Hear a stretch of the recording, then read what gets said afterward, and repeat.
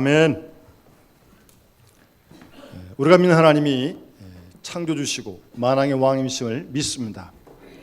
그 하나님이 우리 모두를 지금도 돌보시고 함께 하신 줄 믿습니다. 가사가 아주 은혜롭고요. 가사가 많아서 다 기억이 안 나는데 제가 딱 한 줄 가사는 제 마음에 기억이 되고 계속 와닿습니다. 무슨 가사인가 하면 성령이 믿음을 갖게 했네. 그런 가사 있습니까? 예. 한번 따라서 성령께서 믿음을 갖게 했네. 아멘. 예. 오늘 설교 아주 꼭 맞는 가사네요. 아주.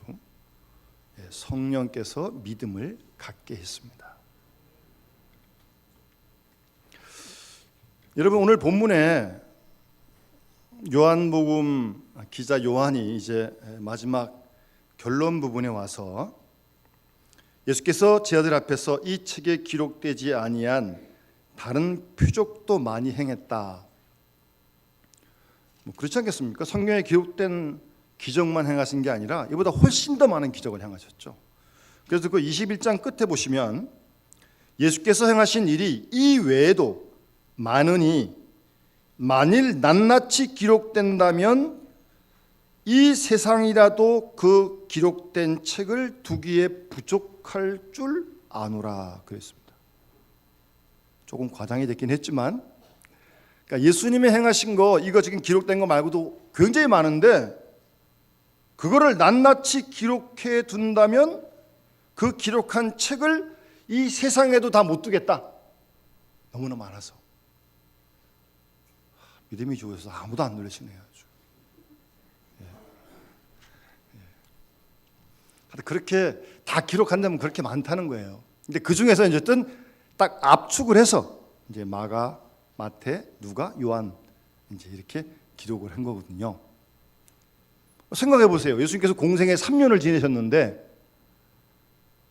3년 350일만 잡아도 1150일인데 하루 24시간, 8시간, 예수님 8시간 안 주무셨을 것 같아요. 새벽기도 하셨으니까 한 5시간, 6시간 주무셨을 것 같고 그 많은 시간을 설교하시고 병 고치고 귀신 쫓고 가르치시고 그러는데 그걸 일일이 다 기록한다면 얼마나 책이 많겠습니까?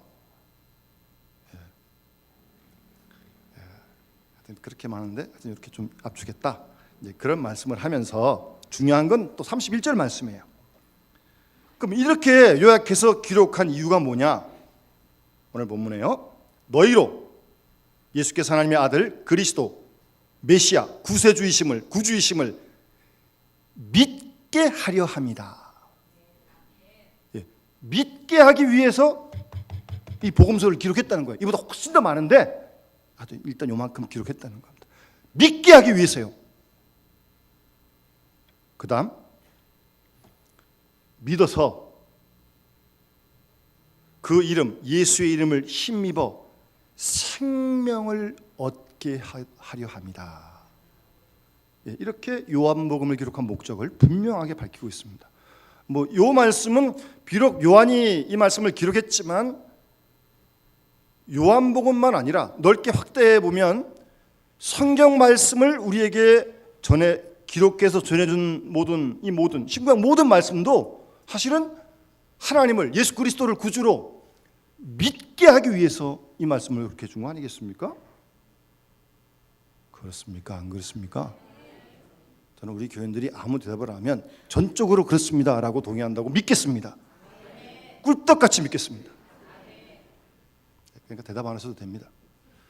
하시면 좀 더 좋고요. 창세기부터 계시록까지 이 성경을 기록한 이유는 예수 그리스도가 구주다, 메시아다, 아니 하나님이다 라고 하는 사실을 믿게 하기 위해서 지금 기록한 거예요. 그리고 믿어가지고 그로 끝나는 게 아니라 생명을 얻게 하기 위해서. 여러분 마태, 마가, 누가와 요한복음을 이렇게 조금 비교해 보시면 요한복음에는 구원이라는 단어가 별로 안 나옵니다. 그러니까 요한은 사복음 중에 맨 마지막에 기록을 했는데 본문에 말씀하듯이 생명, 영생 이런 단어를 굉장히 많이 씁니다. 결국 그게 구원의 의미입니다. 구원을 받으니까 생명을 얻은 거고 구원을 받았으니까 영생을 얻은 거죠. 예, 같은 뜻입니다. 조금 표현을 요한은 달리 표현하고 있습니다. 예수를 구주로 믿게 하고 믿어가지고 그 예수 이름으로 생명, 영생을, 구원을 얻게 하기 위해서 이 성경을 기록했다라고 말씀해주고 있습니다. 이 말씀을 좀 곰곰이 묵상하시면서 조금 이렇게 확대를 해보면, 여러분 집에서 성경 읽으시죠? 김사님 성경 읽으시죠? 회사에서 읽으시죠? 회사에서 가끔. 좋습니다. 집에서 성경을 읽으시고 회사에서도 가끔 읽으시고. 여러분 다 지금 설교 듣고 계시죠? 하나님의 말씀 듣고 계시죠? 그러니까 성경을 집에서 읽으시는 것도, 이렇게 하나님의 말씀을 듣는 것도 왜 읽고 왜 듣는 거예요? 예수가 하나님의 아들 그리스도이심을 믿게 하기 위해서 지금 읽으시고 들으시는 거예요. 그 믿어가지고 생명을 얻고 영생을 얻게 하기 위해서. 그 이상도 그 이하도 아닙니다. 그러니까 자꾸 하나님 말씀을 읽으셔야 돼요. 자꾸 들으셔야 됩니다. 그래야 믿음도 생기는 거지. 아무리 똑똑해도 믿음이 저절로 생기는 게 아닙니다. 하나님을 안 들으면 믿음 떨어지게 돼 있어요. 성경 말씀보다 신문도 많이 보고 하나님 말씀보다 자꾸 딴 얘기 많이 들으면 그 얘기에 그냥 같이 도취되는 거죠. 뭐 세상 소리, 세상 이야기, 다른 책 이야기. 하나님 말씀, 성경 말씀을 자꾸 읽어야 하고요. 자꾸 들어야 하고요. 뭐 집에서도 기독교 TV, 방송, 설교 자꾸 들으셔야 돼요. 그래야 믿는다니까요. 믿으신다니까요. 그래야 생명을 얻는다니까요. 기분 좋을 때 듣고, 바쁘면 안 듣고, 주일날 오고 싶으면 교회 오고, 에이 뭐 한 주 빠진다고 뭐 어떻게 되나? 이제 그렇게 한 번, 두 번 하다 보면요, 하나님 말씀하고 멀어지게 되고, 하나님 말씀 안 듣고, 그러다 보면 자연스럽게 나도 모르는 사이에 믿음은 식어가고 믿음은 떨어지게 돼 있습니다. 하나님 말씀을 자꾸 읽어야 합니다. 자꾸 들어야 합니다. 세상 소리보다, 사람 말보다. 그래야 믿을 수가 있어요. 믿게 하기 위해서 하나님 말씀을 기록했다고요? 믿게 하기 위해서 성경을 읽어야 한다고. 믿게 하기 위해서 설교를 하고 있는 거 아닙니까 지금? 우리가 다른 안민들에게 복음을 전하는 것도, 하나님의 말씀 전하는 것도 그들로 하여금 믿게 하기 위해 그러는 거 아니에요? 믿게 하기 위해 그런 거 아닙니까? 우리가 제일 잘 아는 요절 말씀이 뭐예요? 요한복음 3장 16절. 하나님이 세상을 이처럼 사랑하사 독생자를 주셨으니 이는 그를 믿는 자마다 멸망치 않고 영생을 얻게 하려 하십니다.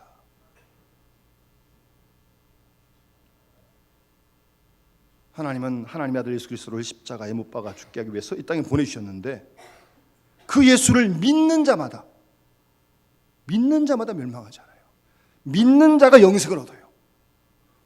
그리고 사도행전 16장 31절 말씀에도 보시면, 빌립보 감옥에서 구원받은 사도 바울이 간수가 자기를 막 자결해 죽이려고 그러니까 뭐라고 말씀하실까? 한번 따라서. 주 예수를 믿으라. 주 예수를 믿으라.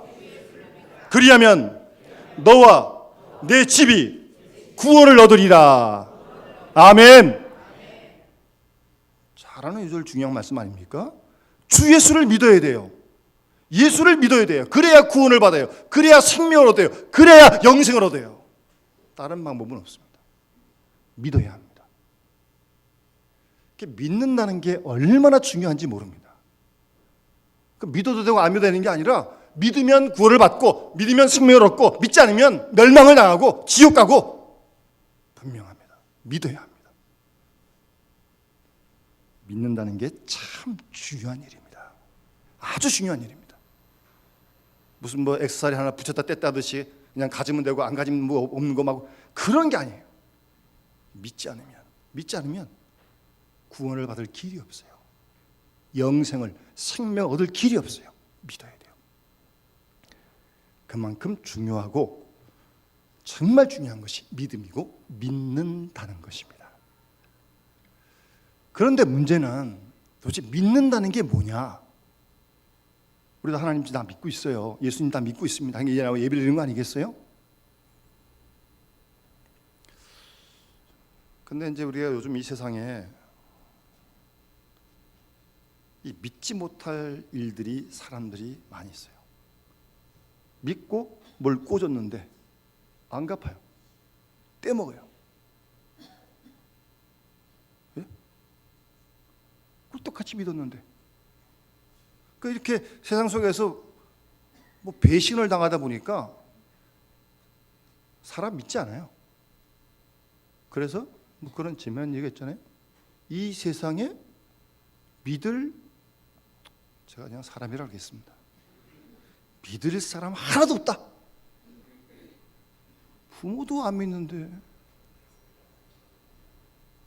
이거 참 비극적인 겁니다.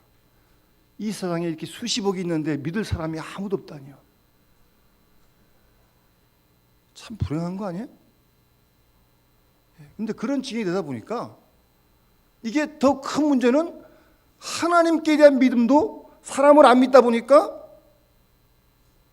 이 하나님께 대한 믿음도 아주 형편이 없어요. 사람을 절대 안 믿으니까. 나는 사람은 절대 안 믿어도 하나님은 절대 믿는다? 글쎄, 말은 그렇게 할지 모르겠지만 그게 충분히 연관성이 있죠. 하나님께 대한 믿음조차도 지금 흔들리고 있다는 게 문제란 사실입니다. 하나님께 대한 믿음도 흔들리고 있어요.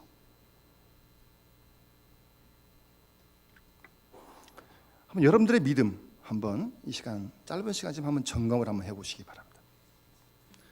여러분, 원래 이 믿는다라고 하는 히브리 말은요, 아만이라고 하는 동사입니다. 아만. 히브리 말로 아만입니다. 좀 비슷하잖아요. 아멘. 그래서 제가 한국 국어 성전을 찾아보니까 아멘이란 말이 한국말이 아니잖아요. 바람, 나무 이런 건 한국말 한자 한글말이죠. 그러나 아멘은 이게 한글로 표현했지만 이게 외래요. 가보니까 거기 딱 가로해가지고 히 이렇게 써 있더라고요. 아마 히브리 아만에서 따와서 아멘으로 국어사전에 나와 있어요. 나와 있기는 믿는다, 뭐 이런 동의한다 이런 뜻으로 돼 있어요. 그러니까 아만에서 우리가 쓰는 아멘이란 이 단어가 나온 겁니다. 근데 히브리어의 아만, 믿는다고 하는 이 단어는요, 글자 그대로 풀면 절대 확실하다고 생각되는 것에, 이건 절대가 붙은 겁니다. 사람은 뭐 나도 나를 잘 못 믿는데 뭐 남을 어떻게 믿겠어요? 근데 하나님은 절대 믿을 수 있는 거죠. 그러니까 하나님이지. 그렇게 절대 확실하다고 생각하는 것, 거기다가 자기를 맡기는 마음의 움직임이 아만이다. 원래 글자 뜻이 그렇습니다. 믿는다는 게 그런 뜻입니다. 절대 확실한 것에 자기를 그냥 통째로 그냥 맡기는 거예요. 그게 믿는 겁니다. 그게 아만이에요. 하나님께 다 맡깁니까? 여기 머리카락부터 이 발끝까지 다 맡기세요? 예. 그게 아만, 믿는다는 거예요. 재밌는 것은 그 히브리 말에 어머니들이 갓난 아기를 이렇게 달래는 그 동작도 이 아만, 믿는다고 하는 단어와 어원이 같습니다. 그러니까 히브리 사람들은 아마 이렇게 생각한 것 같아요. 이스라엘 사람들은 어린아이가 어머니 품에 이렇게 안겨 있잖아요. 갓난아기가. 이 갓난아기는 이 엄마가 없으면 아무것도 못해요. 뭐 먹지 못하고 자지 못하고 씻지도 못하고 뭐 아무것도 못하는 거죠. 어린아이가, 갓난아이가. 그렇잖아요. 예.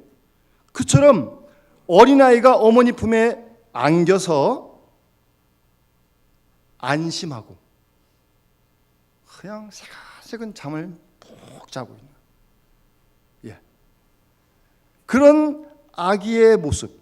그러니까 뭐 의식 못하지만 말은 못하지만 아기가 엄마를 그냥 꿀떡같이 믿는 거죠.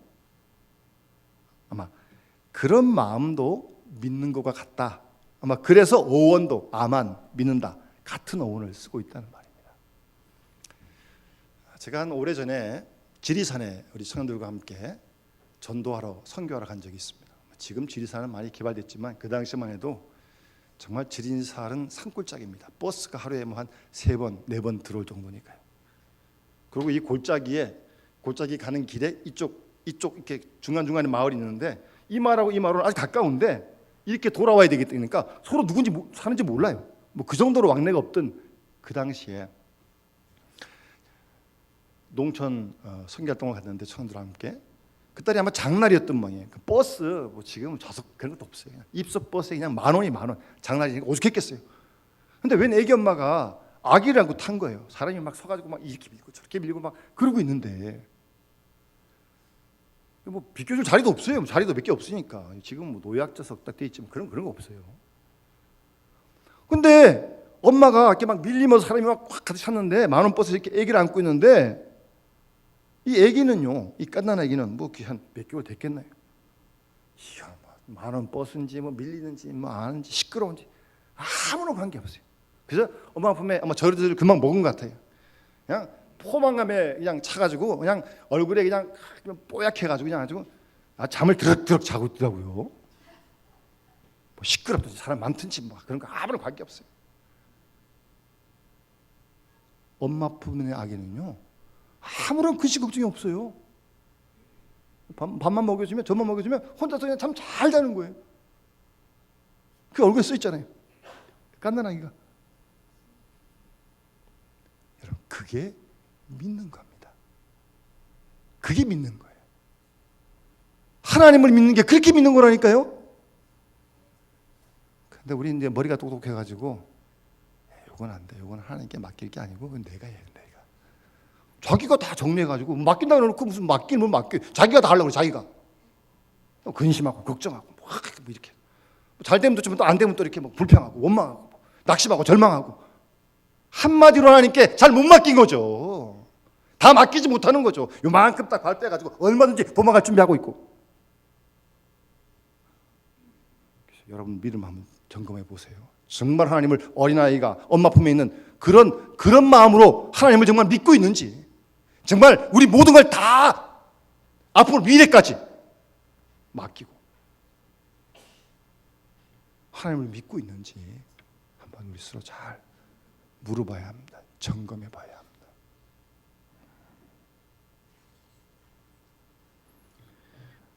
이 아기들이 엄마 품에서 그렇게 이제 맡기고 그냥 편안해야 되는데 뭔가 좀 이 말 못하지만 어린아이가 엄마로부터 좀 엄마가 자기를 좀 잘 사랑 안 한다 뭐 이런 어떤 좀 느낌이 오면 뭐 발로 한번 뻥 찬다든가 뭐 하여튼 아니면 신경질을 부린다든가 아니면 울겠죠. 애가하고 예? 뭐 그렇게 표현을 못하니까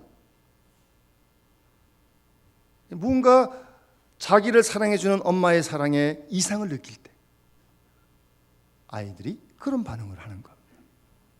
그러니까 아이들이 어떤 반응을 하면 뭐 울든지 뭐 어떻든 이상한 행동을 하면 뭔가 어떤 불편한 게 있고 뭔가 어떤 그게 있는 거 아니에요? 그래서 여러분 심리학자들이 얘기하면 그 어른들의 그 인격 장애의 그 원인은 사실 따지고 보면 유아기 때의 엄마 품에서 경험하지 못했던 불신감이라든가 상처가 커서 인격 장애로 나타난다는 거예요. 심리학자들이 얘기합니다. 충분히요. 어린아이일 때 어떤 의심이라든가 그런 장애가 커서 인격 장애로 나타난다고 그렇게 심리학자들이 얘기를 합니다. 그러니까 어린아이 때 그 참 중요한 거죠. 여러분 이 젊은 남녀가 사랑을 할 때도 서로 믿으니까 사랑을 하는 거 아닙니까? 서로 믿으니까 사랑을 해서 그 사람과 함께 상대와 함께 일평생 살아가겠다 그렇게 결혼 서약을 하는 거 아니에요? 예, 믿으니까 그가 나를 사랑하고 나도 그를 사랑하고 서로 사랑하는 걸 믿으니까 일평생 함께 살아가는 거 아니에요? 이제 그러다가 좀 사랑의 균열이 생기고 좀 믿음에 좀 상처가 생기고 이제 그렇게 되면 이제 부부 사이에도 가정에서도 문제가 생기기 시작하는 거죠.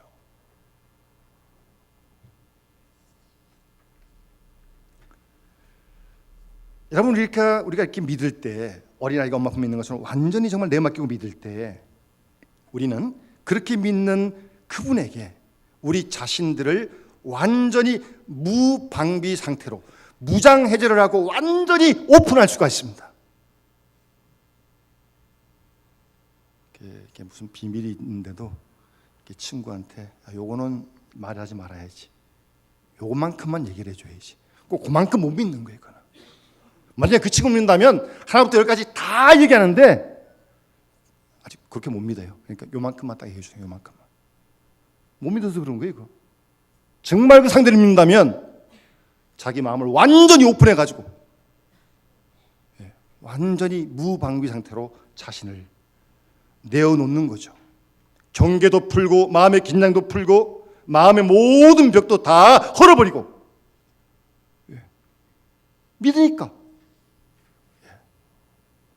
자신을 다 드러내게 되는 겁니다.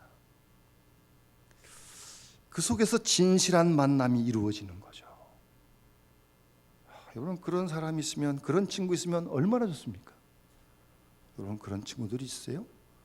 확실히 믿고 다 얘기할 수 있는, 친정 어머니한테도 못하던 얘기를 다 할 수 있는 그런 친구.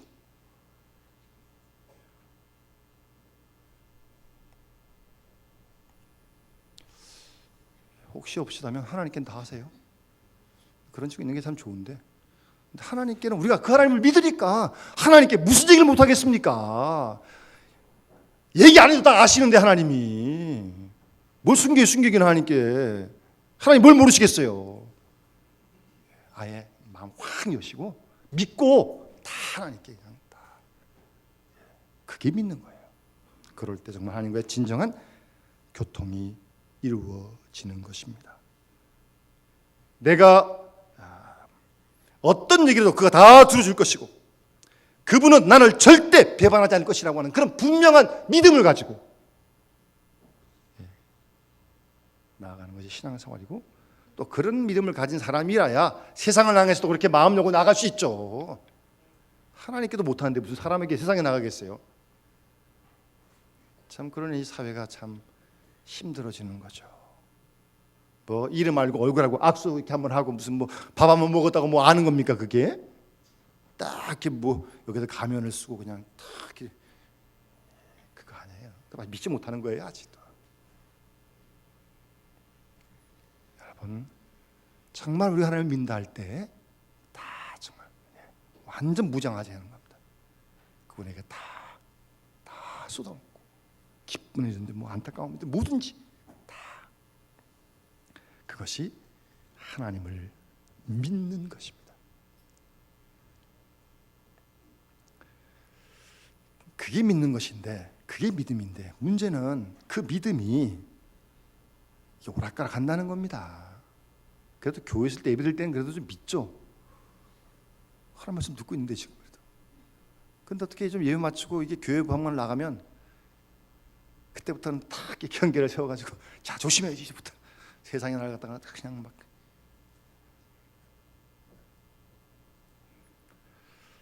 여러분 고린도후서 14장 5절에 보면 너희가 믿음 안에 있는가 스스로 시험하고 확증하라는 말씀이 있는데, 사실 믿음이라고 하는 건요, 사실 순간순간 하나님이 우리에게 선물로 주시는 거예요. 내 거 아니에요. 내 거라면 한번 믿으면 끝까지 가겠죠. 근데 믿음이 그렇지가 않잖아요. 다윗도 그랬고 베드로도 그런 거 아니에요? 다윗도 그냥 막 믿음으로 골리앗을 막 이던 다윗이 또 어떻게 이렇게 밧세바를 그렇게 또 보매요? 똑같은 다윗이. 그전에는 믿음이 있었고 또 밧세바를 볼 때는 믿음이 뚝 떨어진 거죠. 아니 믿음이 없었던 거죠 사실은. 같은 다윗인데 말이에요. 믿음이라는 게 그런 거예요. 내게 아니라니까요. 하나님이 늘 우리에게 선물로 주시는 거예요. 성령을 받을 때 성령께서 우리에게 믿음을 주시는 거예요. 그래야 생명을 얻을 수 있다니까요.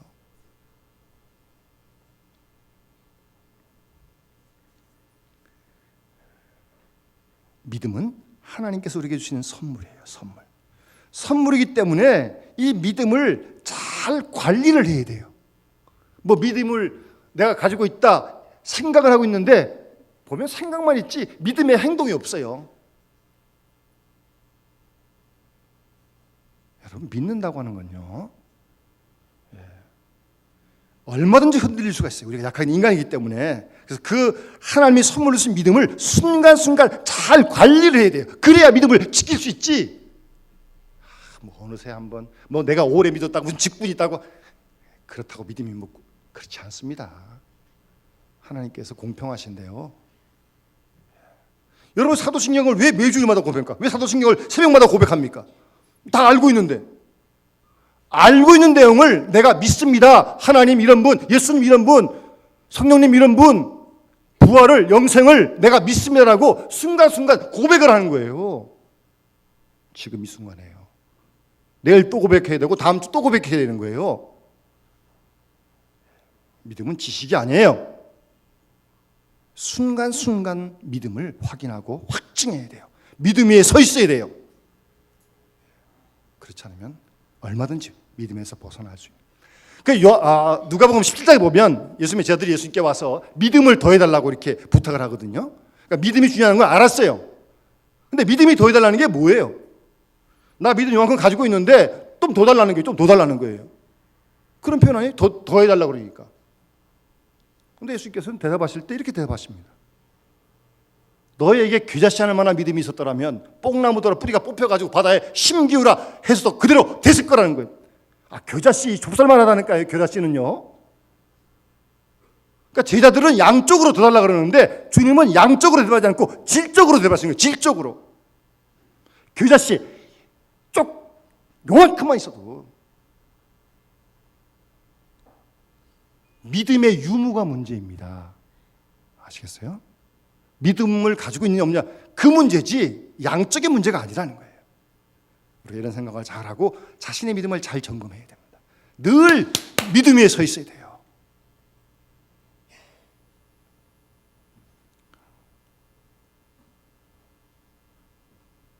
마가복음 9장 보면 예수님의 제자들이 벙어리 귀신 들리는 아이를 못 고쳐요. 그래서 그 부모가 예수님께 데려와요. 예수님, 제자들이 이거 못 고쳤습니다. 예수님 좀 고쳐주십시오. 예수께서 뭐 귀먹고 말 못하는 귀신아 하고 이제 쫓아버리셨거든요. 그 제자들이 다 간 다음에 예수님께, 예수님 왜 우리 못했습니까? 여러분, 마가복음 6장 보면요, 제자들이 전도로 나가서 귀신 쫓습니다. 6장 12절 13절을 보면 귀신 쫓아요. 그런데 왜 9장 와서 귀신 못 쫓아요? 똑같은 제자인데. 그러니까 엄밀히 말씀드리면 마가복음 6장에서는 귀신 쫓을 만한 믿음이 있었고,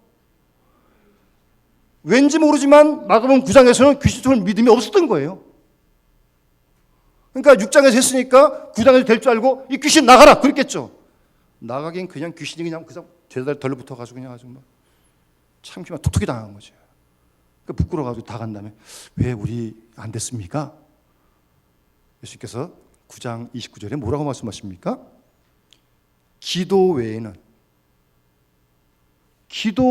이런 유가 나갈 수가 없다. 마가복음 6장에서 귀신 쫓았다고 마가복음 9장에서 또 쫓느냐? 못 쫓아요. 못 쫓습니다. 뭐 기도를 좀 소홀히 했는지 뭐 어디에 왜 이유가 뭔지 잘 모르겠지만 어쨌든 그만한 믿음이 없는, 능력이 없는 거예요. 9장에서는. 기도 외에는 이런 유가 나갈 수 없다는 겁니다. 믿음을 어떻게 지키겠어요? 믿는 마음을 어떻게 지키겠어요? 하나님께 모든 걸 내맡기는 마음을 어떻게 지키겠어요? 기도하는 길 외에는 없습니다. 뭐 직분이 있다고 오래 믿었다고 하나님 지켜준 게 아닙니다. 기도해야 됩니다. 기도하는 마음을 갖지 않는 한 믿음은 지킬 수가 없습니다. 그렇게 연약한 것이 우리 인간이에요. 기도해야 됩니다. 그 성경에 보면 성령 안에서 무시로 기도하라고. 어떻게 무시로 24시간, 어떻게 24시간을 기도합니까? 잠도 자야지, 먹어야지. 무슨 말이에요? 항상 기도하는 마음을 잃지 말라는 거예요. 기도하지 않으면 믿음을 지킬 수 없으니까. 성령 안에서 무시로 기도, 깨어 기도하기를 힘쓰라고 계속 말씀하시는 거예요. 기도하지도 않는데 믿음이 저절로 뚝 떨어지는 게 아닙니다. 뭐 목사님 아들이라고 믿음이 좋은 게 아니에요. 뭐 그럼 걱정도 안 하게요? 기도해야 돼요. 기도해야 아만의 믿음을 지킬 수 있습니다. 늘 기도하는 마음 가운데 서 있어야 합니다. 누구를 대하든 무엇을 하든 큰 일을 하든 작은 일을 하든 뭐 교회에 있든 직장에 있든 뭐 가정에 있든 어디 있든 간에 누구를 대하든 항상 늘 하나님 앞에 기도하는 예배하는 이 마음을 가지고 설 때 성령께서 우리에게 믿음을 선물로 주시는 겁니다. 그 믿음으로 자신을 이기고 그 믿음으로 질병과 죄악을 이기고 세상을 이기고 그 믿음으로 하나님을 기쁘시게 해드리는 거예요. 그 믿음으로 천국을 가고 영생을 얻는 겁니다. 그 믿음을 구해야 합니다. 늘 기도해야 합니다. 그렇지 않으면 절대 자신 못해요. 그래서 지식, 감정, 의지의 이 전인적인 뭐 교회 뭐 저처럼 뭐 모태 신앙인데 뭐 하나님을 왜 모르겠어요. 뭐 들은 것만 해도 몇십 년인데 그렇다고 믿음 있는 게 아니라니까요. 지정의의 이 전인적인 인격으로 하나님 앞에 응답할 수 있는 그런 믿음 말이에요. 우리 그런 믿음의 큰 사람이 되시고 그런 믿음의 대장부가 되시고 그 믿음으로 주와 함께 주님께 모든 걸 맡겨 의지하며 한 걸음 한 걸음 걸어가는 귀한 믿음의 일꾼들이 다 될 수 있기를 주의 이름으로 축원합니다. 우리 찬송가 545장 우리 찬송 부르시면서 함께 봉헌 드리도록 하겠습니다.